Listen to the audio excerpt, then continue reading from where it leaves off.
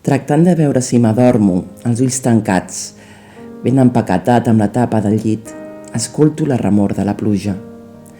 No la sento sempre igual, ni puc distingir tota la varietat de sons que es produeixen en una barreja indestriable. Ara cau l'aigua tenaçment, però amb dolcesa. Em penetra com un sedant per tots els poros del cos, sense saturar-lo mai, perquè mai no hi arriba igual. Intento afinar l'oïda, però aquesta música s'escapa. Canvia els sons i el ritme de la seva cançó, que de primer sembla monòtona.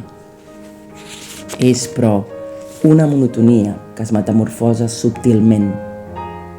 Un fons suau, barrejat amb les picades de gotes d'aigua sobre els ferros del balcó, o els tolls, o el doll de la canal esclatant a borbollons sobre la vorera, o els rierols que corren mansament, o de sobte una ratxa d'aigua més intensa, més ràpida, més impacient.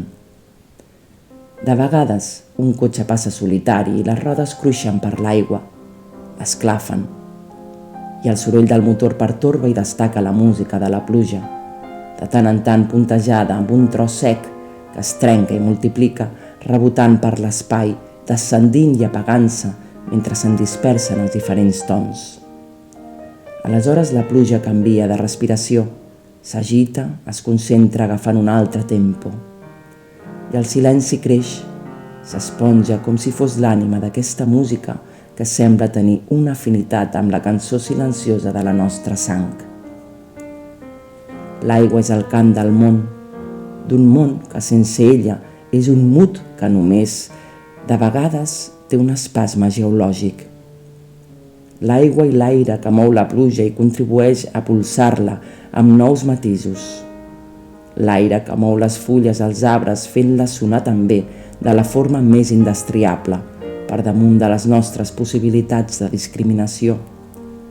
L'aire i l'aigua, la pluja, el mar, els corrents. Però ara només és la pluja i un vent feble que la toca dolçament. L'escolto i m'escolto com canta dins de mi.